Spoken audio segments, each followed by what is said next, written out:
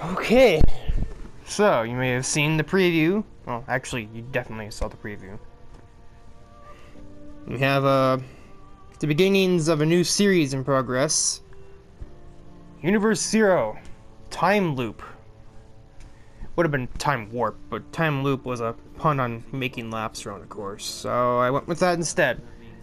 I just smacked my microphone there. I don't know if you might have heard that. Yeah, we've got an entirely new set of challenges here. It's not just the AI this time either. I'll be controlling somebody. And that somebody will change every episode. And the thing about this series is there's no act system. There's nothing like that. It's just kind of a thing to tide over because I don't know how long it'll be until I can actually record PS2 games and such. So that is why I've decided to try and create this series, which, I mean, I guess Universe Zero doesn't necessarily either, but Time Loop, the way that I'm kind of structuring it, doesn't need to have a particular end point. I mean, I'll choose one eventually, but when that time is not, like, determined by any other factor other than, okay, I'm bored of, or this is getting stale, and therefore, time to close it off climactically. So, we're using the video game called Project Cars 2. And I think you can just tell from this little showroom here that the game is much more detailed than Assetto Corsa is. I mean, there's a reflection on the car coming from virtually nothing, but it's there. Seriously, where is that coming from? Oh, hang on. Controls are interesting. There we go. So, of course, the, from back when the original Ferrari GT3 concept thing was there, our in-house normal motorsports expert, who also drive a Ferrari in Universe Zero, we have Alex's car right here. I would say it's an awfully fitting vehicle to start with, too. It's also the top of the list. Let me go back to the... Yeah, so here is the list of vehicles we're working with. We have this car here, Alex's number 61 Ferrari. Pretty well rounded, although it's a bit iffy on the braking. We have the McLaren 650S, a little sluggish power-wise, despite having more horsepower than the Ferrari. But believe me, it's not as fast. Downforce is better though, so traction is, you know, easier to come by. And the braking problem has been fixed. So you just need to outrun people down a straightaway. Think of it like Slingshot. Which is ironic, because Slingshot's not driving this car. Here is the Porsche 911 GT3. A very well-rounded vehicle. Although a little bit shaky sometimes if you're constantly letting on and off the gas. Because the suspension's a little shaky. And this here, as you saw in the trailer, this is Gearhead's car. I'm not going over all of the drivers I know, because there's 35 characters involved. And of course, then we have product placement. Yes, this is not a thing I've put in. This is here to start. This is here to begin with. There's also a silver one as well that looks like this. That looks quite similar to this, but as you might be able to guess, here we have Ryan Storm's Mercedes AMG. And it's sort of the spiritual successor to the SLS AMG, which we've seen used in Universe Zero a few times. I don't think that's in the game though anywhere, but the newer model is in both this form and the road-going car. And believe me, there is a lot of cars in this game.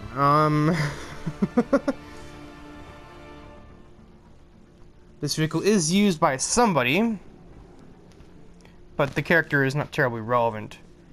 But we do have the one American representative. We have a Cadillac, an ATS VR.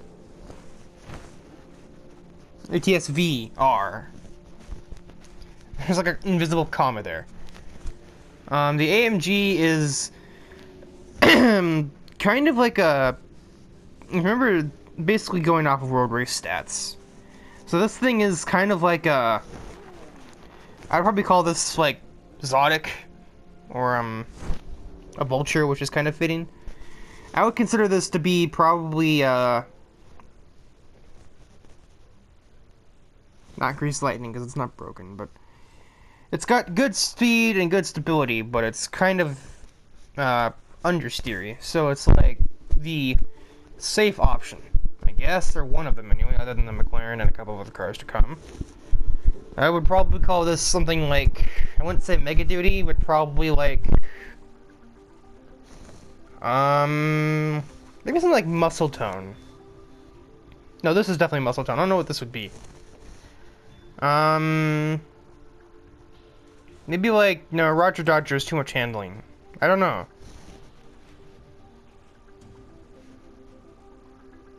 Or like Golden Arrow, probably. We have a Bentley Continental. This is the model we're using. Don't use the other two. The other two cars, even though they're not really any different, as you can see from the numbers there. Best acceleration, or best so far anyway. I think it is the best, and it's kind of hard to beat 3 1/4 seconds. Also one of the heaviest.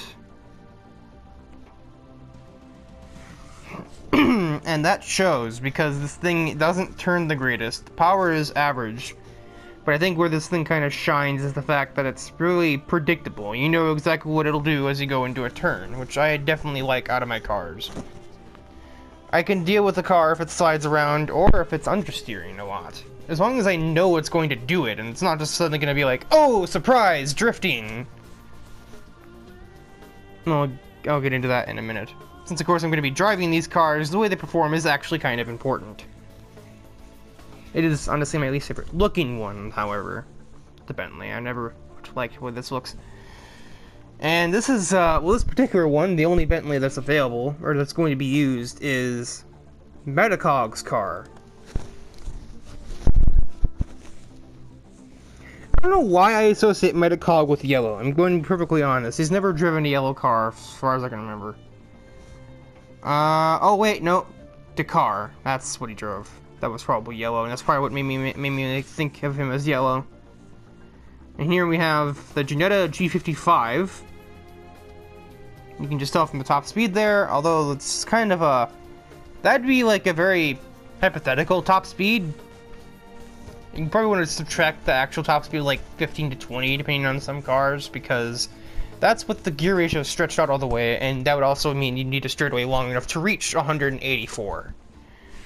And, there are two people using Ginettas, but they're not relevant right now. Because the paint scheme is not on screen. I think there's two. I have the list. I don't know why I keep questioning myself when I can just look at the darn list. Yes, there are two Ginettas.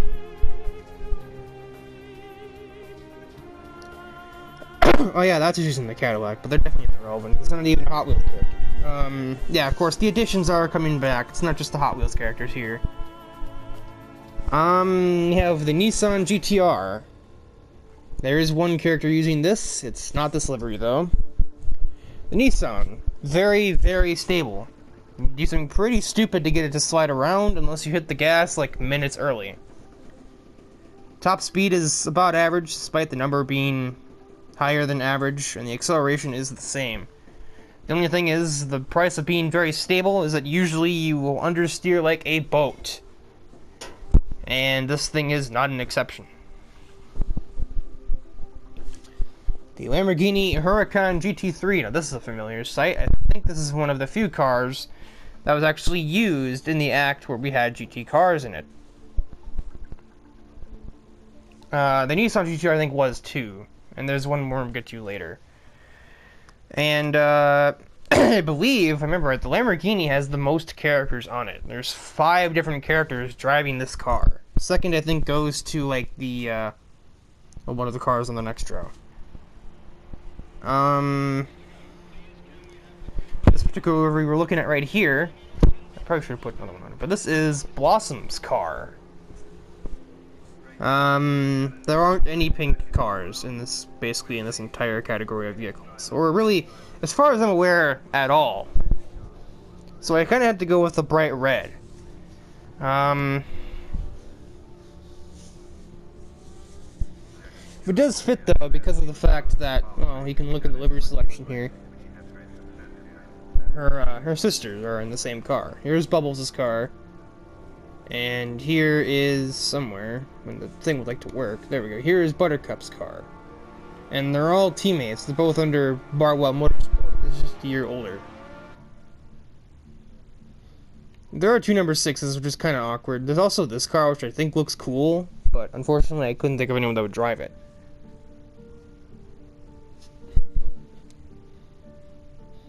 So yeah, that's why I went with the Lamborghini for Blossom. Specifically, they're probably brighter reds. There might have even been a pink car I missed somewhere.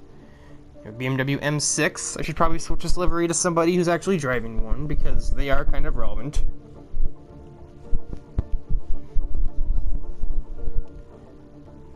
I think. Hang on. I should probably confirm that.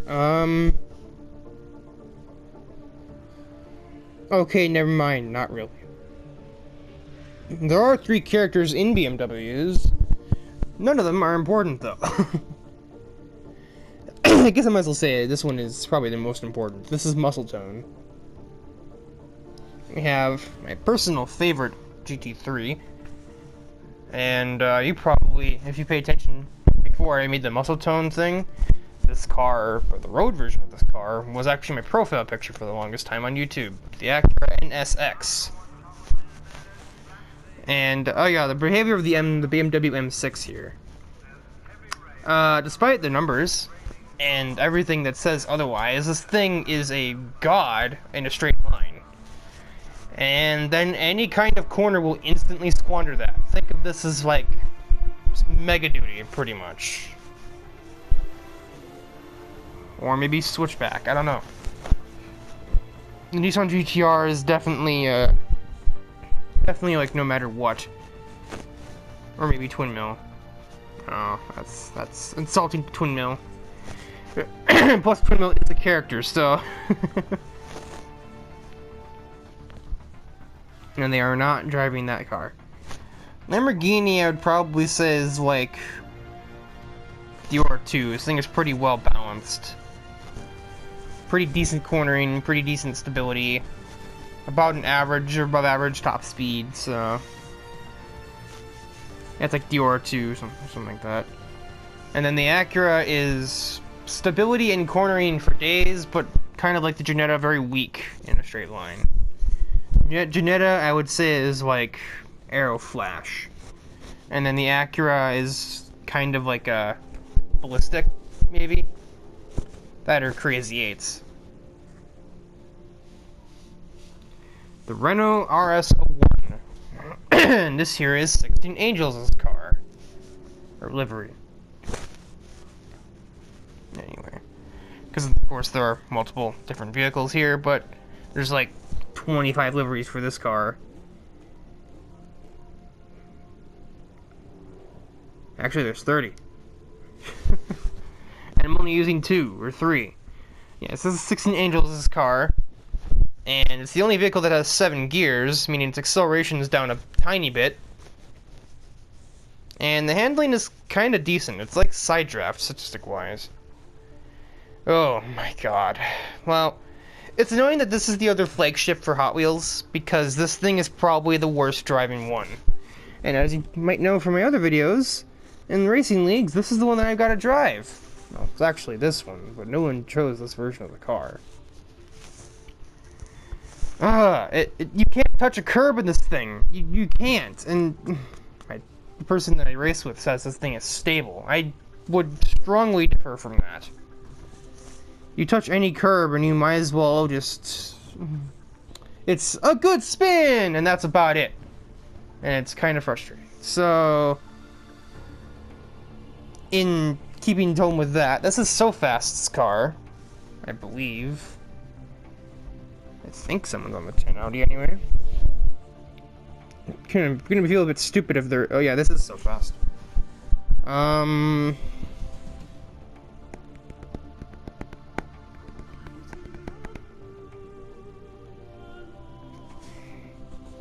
Okay, there were 2 Nissans, and neither of them were that 24 car, by the way.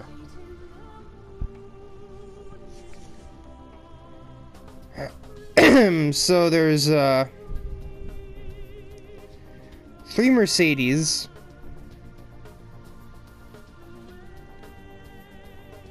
3 Acuras. That's it. I had 4. There actually aren't many Ferrari liveries, so there's only 3 Ferraris. There's also 3 Audis.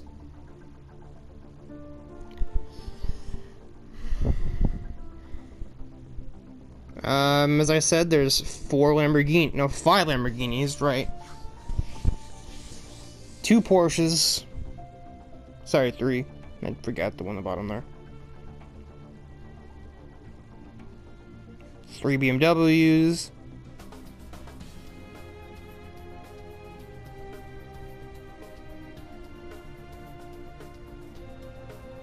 3 Renaults. 2 McLarens. 2 Nissans. A singular Jetta. 1 Bentley. 1 Cadillac. Oh no, 2 Jettas and then a singular Cadillac. And that's it. So I got a decent mixture. And of course put less characters on the ones I don't like, but the Audi is the exception to that, because it's my least favorite one to drive, even with the game's assists on. It's just like, it is the epitome of what I said I didn't enjoy, where the car is unpredictable when it comes to how it will behave when it goes into a given corner. And so, basically, I've spent all this time explaining the vehicles. I haven't actually explained what is happening. Also, as far as the other stats of the Audi, it's pretty well-rounded other than its instability, and if I could figure out a way to fix that, then we would actually have a decent car, because it has pretty good speed, tied with the best acceleration, and is pretty lightweight, so if you can keep it under you, it turns decently. It's just a matter of it turns so well that it's almost too well for its own good, in my experience, which is a lot of experience, more than I would like. There are a few vehicles remaining. There's the GT3 of this car, but this thing is terrible. It's super unstable and almost unfun to drive. I kind of thought about putting vehicles on this, but I figured we already had a BMW with the M6 up there. A couple characters were originally going to be on this.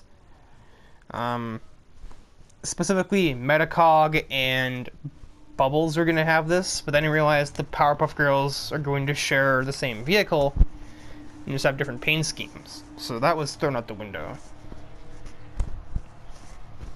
Then I remembered that there was a Bentley, and that's kind of what gave me the idea to have Metacog on the 38 Bentley, and then that went out the window. And then this thing,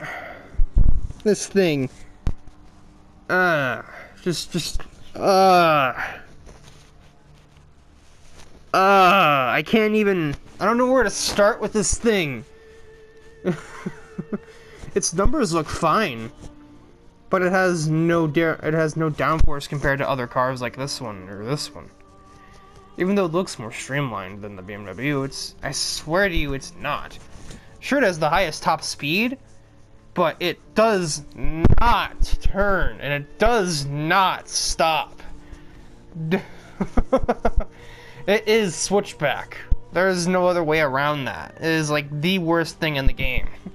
I think a GT4 car here would do better. And I'm thinking about trying to get these incorporated in here somewhere, but I don't know yet. And then there's also this class, GTEs, which we are also going to be using later in the series, but I figure I might as well get out of the way now, that yes, these vehicles are going to be involved. And hey, it's 16 Angels' car again. The old Corvette. So I think 16 Angels will have a definitive advantage when it comes to GTE racing. So why we're here? Well, similar to how we all ended up in Universe Zero in the first place, now someone possibly affiliated with Carbon has decided to take us here, where it's actually back in time. Essentially, he's requiring us to infiltrate and interrupt actual ongoing races.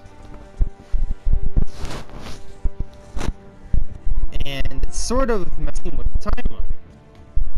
Of course, hence the name Time Loop. Now, Carbon, having felt betrayed by this someone, has already revealed who that is. And that someone goes by the name Paradox. Very, very fitting name. And they drive this vehicle. However, Carbon, not trying to give away too much that he's kind of changing sides, still is assisting Paradox in this. And he drives the 3 car.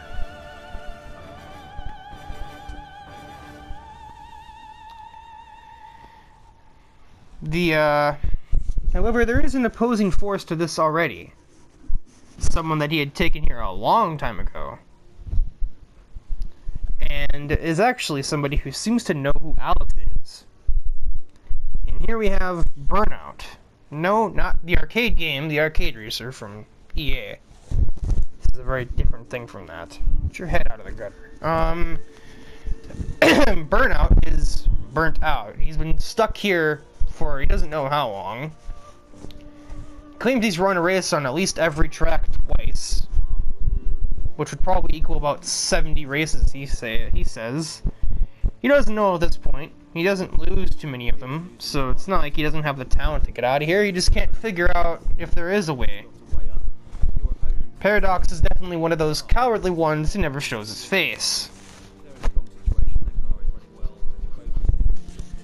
Is there a direct conflict here? Not really. At least not with Paradox, or any other drivers on the track. Almost akin to Bash Arena in the clone conniption. We will have a lot of random people on the track.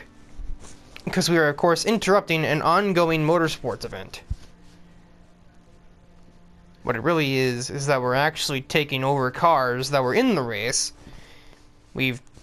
Basically, it's an out-of-body experience for the driver that was supposed to have this car, and then our Hot Wheels or whatever other character is here. And if any other driver that we might know is in the race, the same thing has happened. With the original driver. And the interesting thing about this, because of the way this works, and there being so many liveries for so many cars, we don't use this one either. Just the regular Porsche. Because there's so many liveries for all of these cars. There's 2 pages of that, by the way. And there's another row of vehicles here. There are very many Bentleys, and we will probably see vehicles like this, and this, and this, and these 3. But I'm not going to be using them, and none of our characters are using them. But so because there's so many darn liveries out of all of these cars, there's a really high chance that we could go for multiple races in a row and we wouldn't even see anybody that we actually know.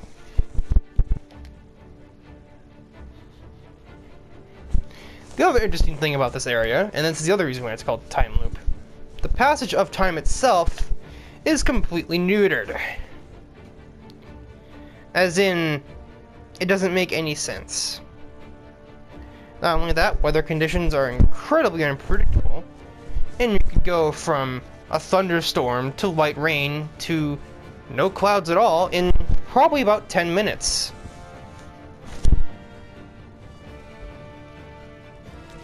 I'm probably going to do a few minutes of this race to kind of introduce the concept. Of course, we are all very familiar with this location. This is where Universe Zero started, and now we're starting Time Loop here. Full name is Universe Zero Time Loop because it's a spin-off, but Time Loop is its own separate thing because it is on Project Cars 2 and not on Assetto Corsa. They're both sim racers, though.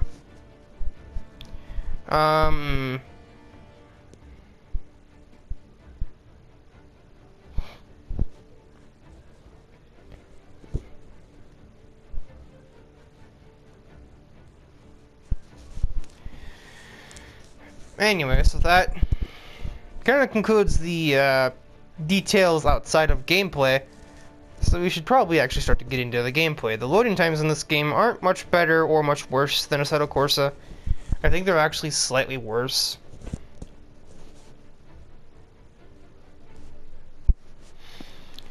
So here's our race lineup, and if there were anybody we knew here, I would, you know, call them out. There is absolutely not. So I can just get moving here.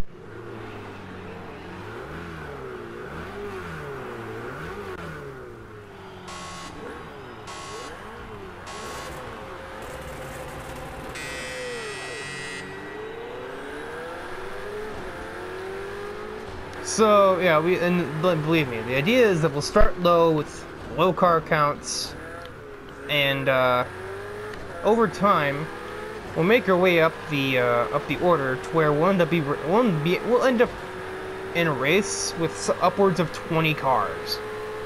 The big finale will actually have 32. All right, we've already been bumped, and see you guys later. I'll probably run like 3 laps of this, and as you can see, it's already become considerably foggier than when we started. Another thing too is because these are well, they're not. Because these are allegedly real drivers in canonical sense, they get pretty aggressive with their maneuvers, which means that our drivers have to be spot on with their performance if they wish to avoid being assaulted for position. And of course, Alex, we know, has very few issues with that, but some drivers that are here, especially the additional characters and characters like XT3 and Sparky, who are here,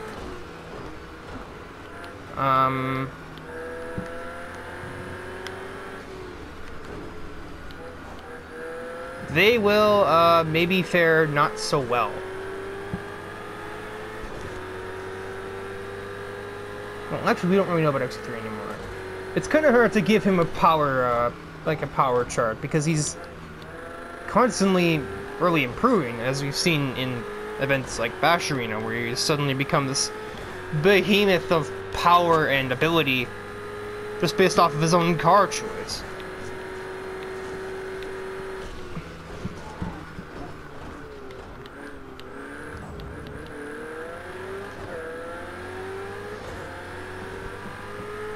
The main thing to watch is the braking areas that our drivers choose, because if they get caught lacking there, the AI will not hesitate to take them up on that. And by them, in this case, I just basically mean me. This is a true test for my actual gameplay abilities, basically.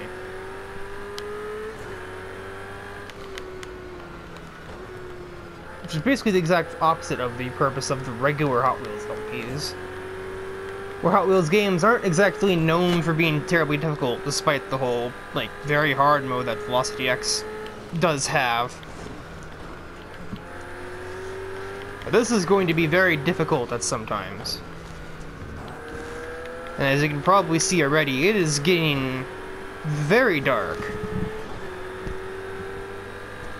Yeah, that's the thing about this game. It has a 24-hour day-night cycle, and you can turn that time progression up to where 1 minute in the game is an hour in real life. Or a minute in real life is an hour in the game. I totally screwed that one up.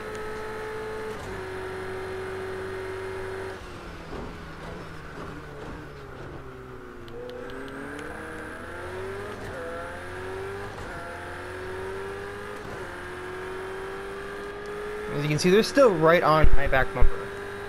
And headlights do work. They definitely work in this game.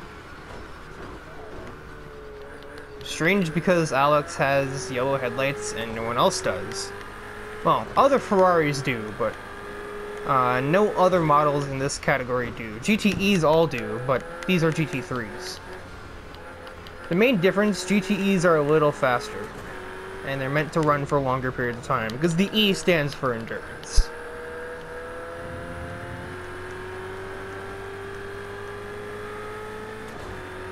So while GT3 races will last from 10 to 25 minutes, the GT Endurance races will end up going from 20 to 50 minutes.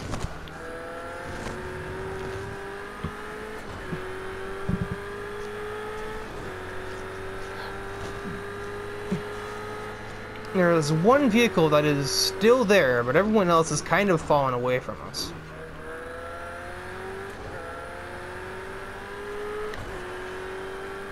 Kind of.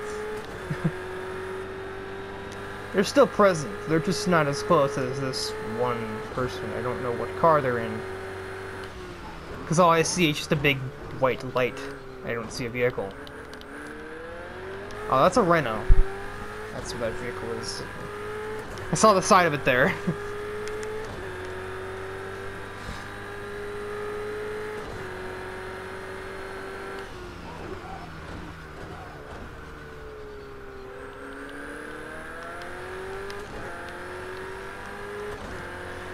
So I'm very interested to see where this goes.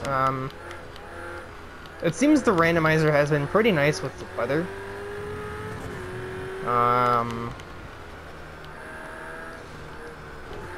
But believe me, the rain is in the game. You've seen it you saw it in the preview. There is definitely changing weather conditions present. They just aren't happening now. It can get a little weirder than what I showcased in those previews. But that's for another point in time.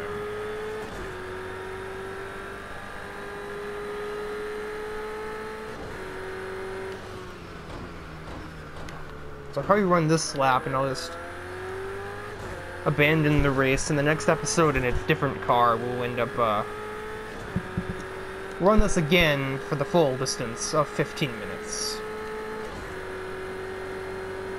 This is just kind of the pilot episode. To kind of explain what the series is and how it'll work and all that great stuff.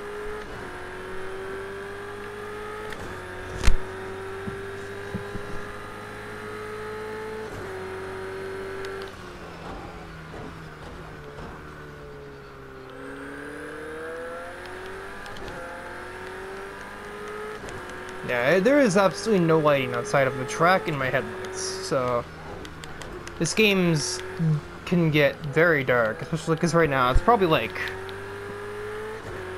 let's see, 8 minutes have passed in the game, so now it's 1-ish in the morning, just after midnight at least.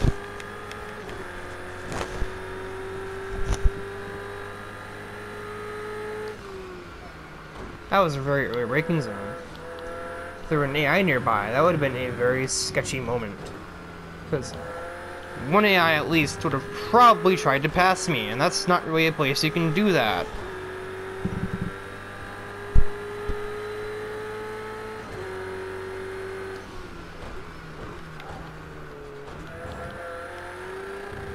And, well, you can probably see as well from the indicator down there, but there is damage in this game. But because I'm the one driving, and starts of races if I'm in the back can get kind of chaotic, I kind of decided to do without that, at least for the early doors, because if I'm starting in the back and I have to run through all those cars and an AI makes like a really big mistake and hits me and gives me damage, the entire race gets way less enjoyable from there on. And that is still kind of the bottom line of this, is I want to actually enjoy the series, enjoy the driving and the variable weather patterns, and then mix all of that in with the, concept of the Hot Wheels characters being the ones driving and not me.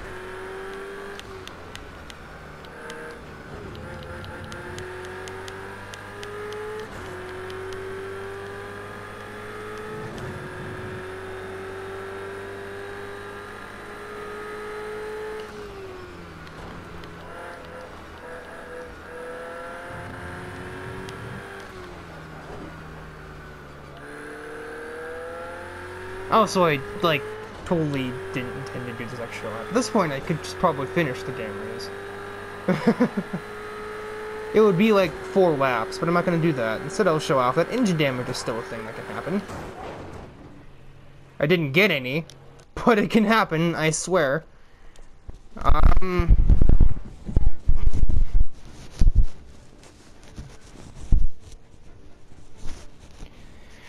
So that's basically the preview here of Universe Zero Time Loop.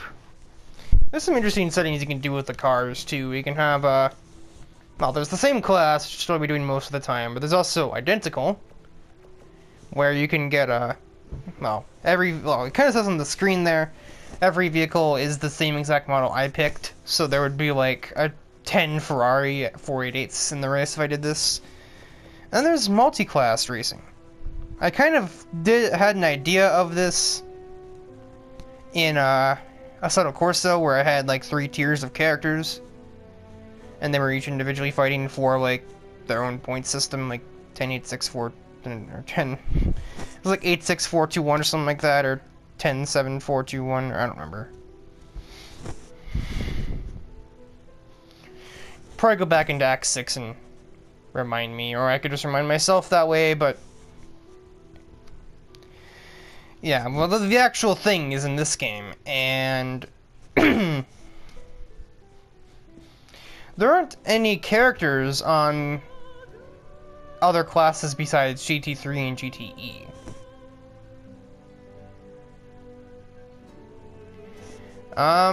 Most typically the multi-class thing would end up being GTEs and GT3s.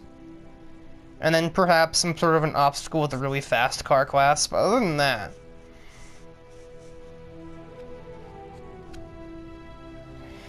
and then, well, this example here is, there's the class I'm in, GT3, LMP1, which are incredibly fast cars. So I'll end up having to get lapped by them or get run off the track. And then there's vintage rallycross cars, yes, rallycross is in this game too. And, yeah, those cars are not fast, so the GT3s would end up lapping them. And while testing the system, I actually ended up having to lap the LMP1s, or getting lapped by the LMP1s whilst lapping the vintage rallycross. I guess the other things to look at, the different weather conditions. I mean, you probably briefly saw them on... No, you actually didn't. So you can have clear, light cloud, medium, heavy, overcast. You can have light rain, standard rain. You can have a full-on storm or a thunderstorm. Random, which I will probably be using a little bit. Not all of the time, though. Haze, heavy fog with rain. Or we can have snow in the game. Yeah, we can drive in the snow, and I'm probably not going to be doing that much because basically the snow itself does not make the track any crazier than rain. You have to change the dates around, so there's, you know, there's obviously 5 seasons. We have snow, which the default date is on Christmas, I think.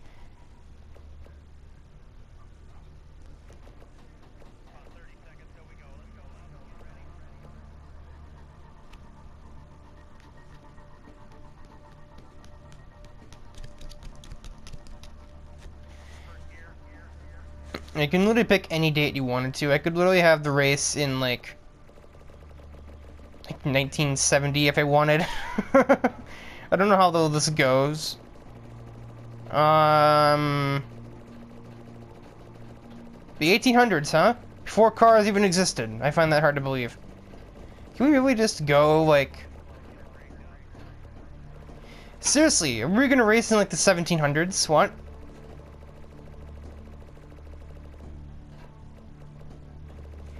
It does stop, right? I'm not gonna be able to go to, like, BC.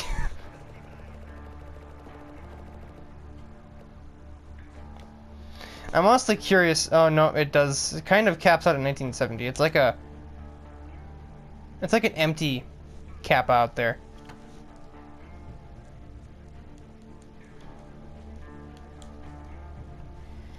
My guess is it's based off of when the track was created. You can also race on the current date.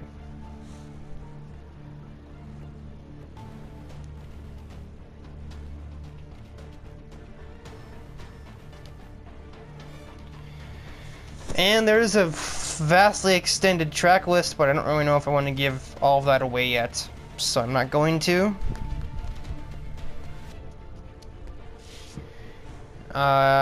Basically every major track from Assetto Corsa is on here, except for the Highlands and Black Hat County, because those tracks don't even exist. And the only two real-life tracks, and these are not very big losses if you ask me, we don't have Zandvoort or Vallelunga, but we instead trade those in for incredible tracks like Road America, which you saw in the preview. This is the track nearest to where I live, in western Wisconsin, I believe.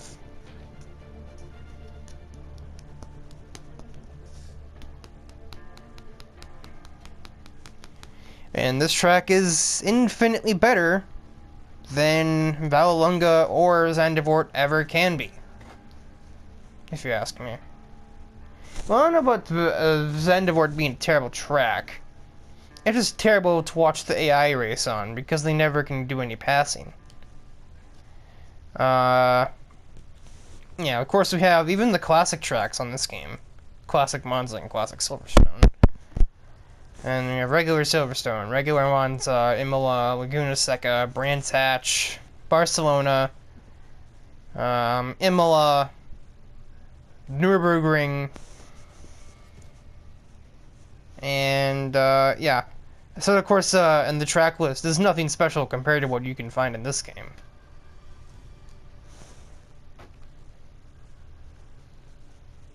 Granted, this game doesn't have much more, or anything special either, but it has way more than the Assetto Corsa does.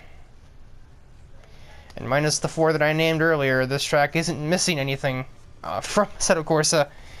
So just an outright expansion, the only difference is that I have to actually play the game, and we can't name the AI after the drivers. But other than that, it's an all-around upgrade, and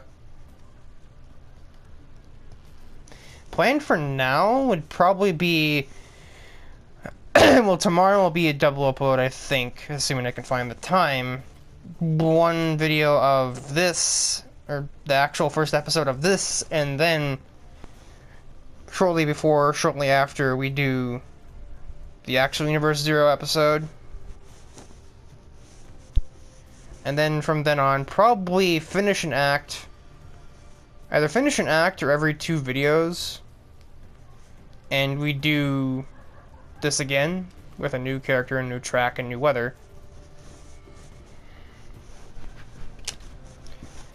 Finish Act 18, and we do another one, finish Act 19, and then finish Act 20. And finish off the entirety of the regular Universe Zero series, and we end up here. Just continuing onwards until probably around early April would be the earliest I would think that I could even begin to think of doing anything with a capture card, because my birthday is March 26th. And, February hasn't hit yet, however, but the concept of getting that any sooner isn't exactly on the horizon right now. And even if we somehow did do that, I would need the PC to edit this stuff, I think. I guess I could, in theory, actually use Share Factory on the PlayStation, which is probably something I should explain, but we would need a USB card or SD card or some sort of storage device.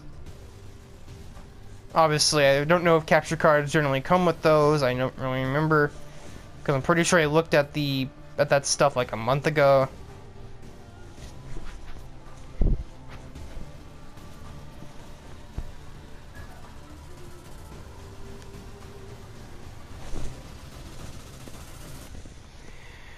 And yeah, it's not immediately on the horizon. I don't know if it would come before my birthday, but I mean, maybe we can forego the PC. I don't know. It depends on how well Share Factory works with that stuff.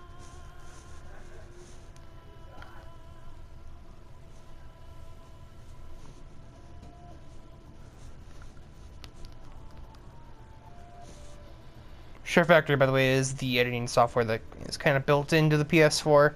It's how I put together the preview episode, actually.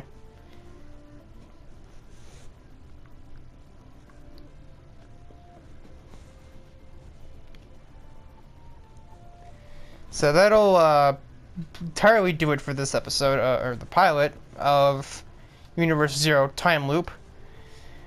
There is online stuff in this game. It's a full-fledged game, obviously. There's a good chunk of people actually playing, I imagine. That's not how I find out. That's not how I find... Menus are very laggy, by the way. Yeah, there's plenty of people playing this game. That's something I would consider, but I don't think that would actually work very well.